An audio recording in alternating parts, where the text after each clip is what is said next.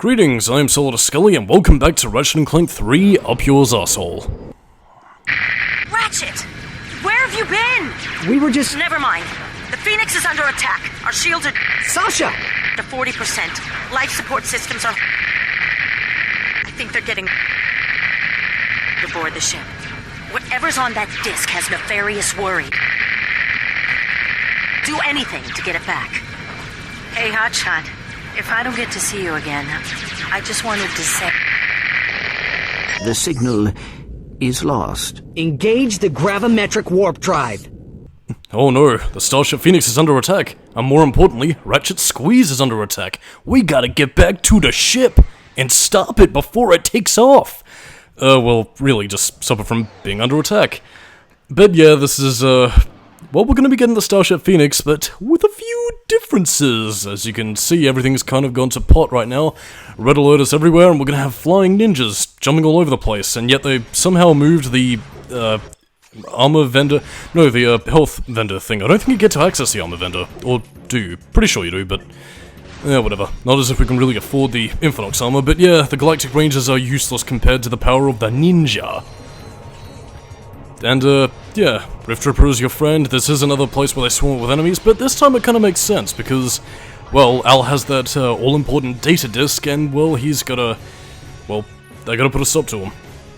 By the way, I think I might as well point out in terms of a few, like, legit cheat codes, like, not ones you unlock with skill points, but, like, actual button inputs, but, yeah, you can actually access some cheat codes that turn Ratchet's, wrench into a lightsaber. I believe, I think it might have been from the Ratchet and Clank 3 demo that you get in a certain game.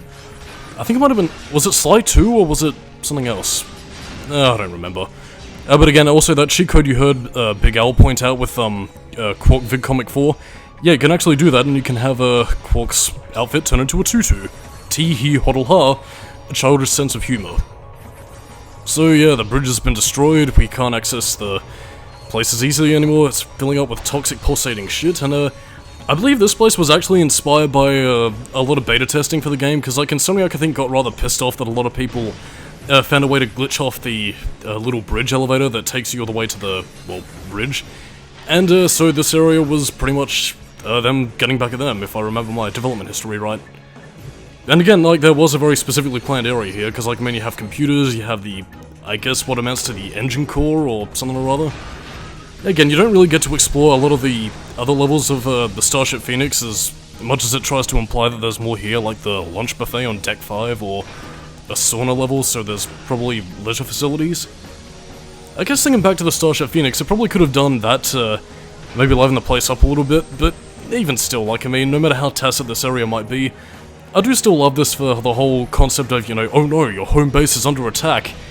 You know, on top of the music that I think does pretty well to, you know, really liven things up. I don't know, like, I mean, it's got a lot of cool, like, oh no, we're going to die, but we have to defend the base. I don't know. It's just an enjoyable little segment, and one that I think really does kind of amp up the tension towards the end of the game. Because, I mean, we've only got 2 levels left. This is going to be the penultimate part of the Ratchet and Clank 3 Up Yours Asshole commentary. Oh, if only we had more time to spend with our good pals and best friends. But now it's gonna be over. I hate this time passage, I hate it! But yeah, it's also this level where we get introduced to the ultimate big fuckers. And by that I mean, these people.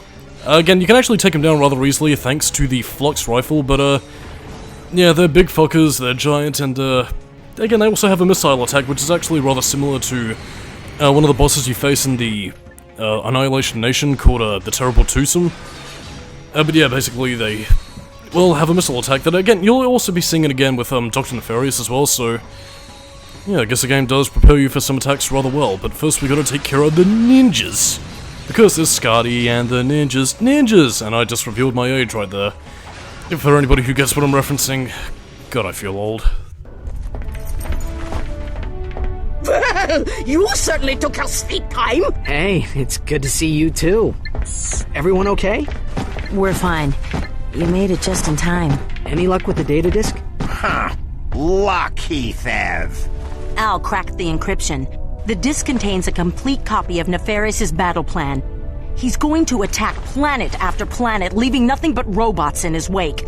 The Biobliterator is so well protected, Nefarious doesn't believe we can stop it. Can we? I estimate our odds at approximately 1 in 63 million, give or take. Hey, that's, well, not so bad. The Biobliterator is programmed to recharge its power cells after each attack. It's recharging at a base on planet Koros right now. And Ratchet, the next target is Veldin. Oh no, not the planet from the first one. Grrr, Ratchet mad. Ugh. Yeah, that was a bit forced in my opinion. Like, I mean, I know Ratchet and Clank 1 used the whole, oh no, the next target is Veldin. But I mean, it worked better there because, like, that was legitimately Ratchet's home, whereas in Ratchet and Clank 2, he didn't really give a fuck, and Ratchet 3 just kind of shoves it in there. It's like, oh no, the home planet of the main guy is gonna die, we gotta stop it. Well, I mean, it is worth stopping, but...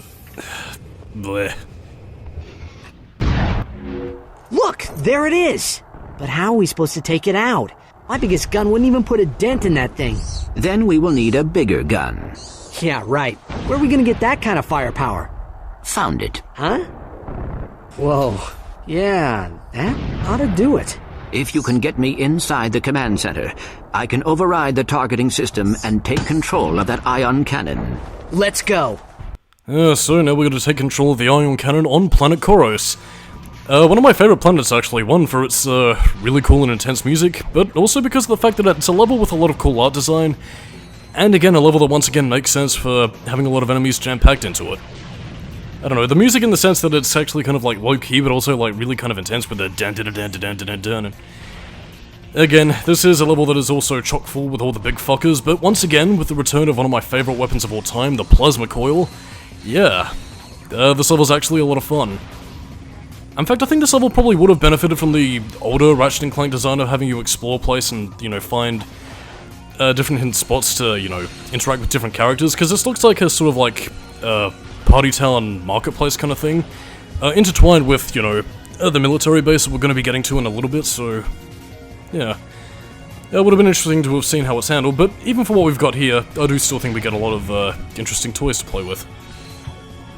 Again, of course, on top of that is also the Big Fucking Gun Edition. Yes, indeed, we're crossing over into Doom 3 territory because we're going to take control of the Big FG. I misspelled that, but fuck it. Again, if you're wondering what you can find here in terms of trophies and score points, it's basically smashing everything up. The Bolt Grabber is actually a really useful invention to have here because, well, you can basically smash everything flat in no time. And, yeah, you can just jump off to the left there and get the Courtney Gears trophy. Why it's on Koros as opposed to a Barney Draco, I have no idea, but alas, those are the cards we've been dealt. I just love this music so fucking much, it is sick, dude.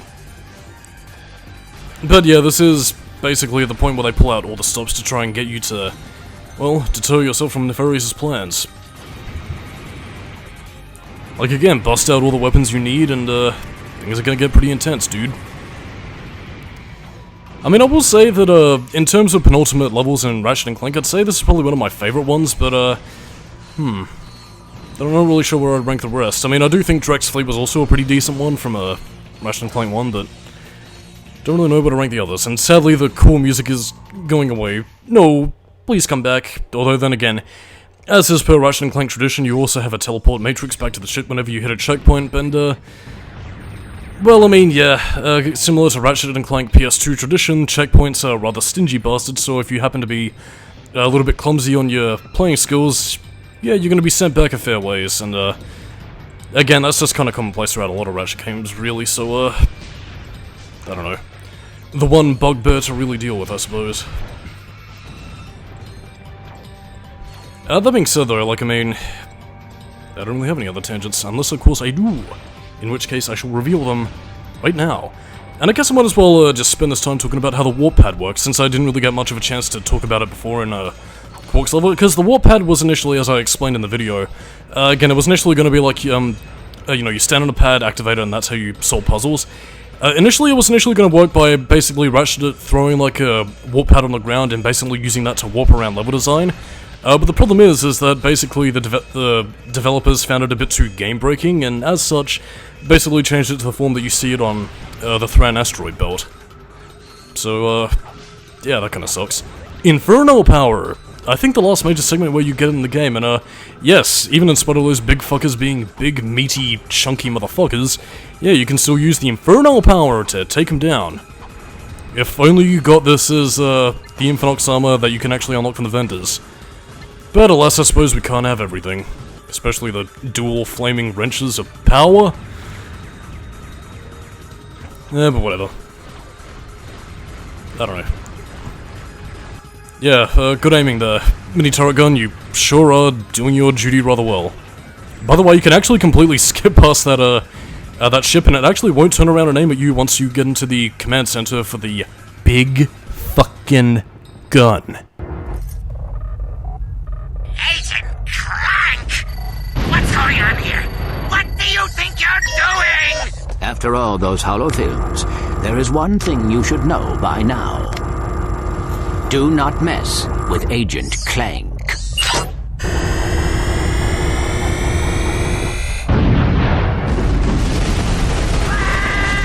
Incoming call from the Phoenix. Nice shooting, Clank. There's no telling how many lives you just saved. But we're not done yet. Huh? Al just finished decoding the data disk. Nefarious secretly constructed a second Biobliterator. A new model even more dangerous than the one you just destroyed. Where is it? Nefarious has a master control center on planet Mylon. We believe the last Biobliterator is there now, guarded by an entire robot army. Then we'd better get moving. Be careful, guys. This time, they know you're coming. Don't worry, Sasha. When we see Nefarious, we'll be prepared to meet him. I'm Solidus-Skully, keep it new metal, and next time on the Ratchet and Clank 3 Up Yours Asshole commentary, we finish this.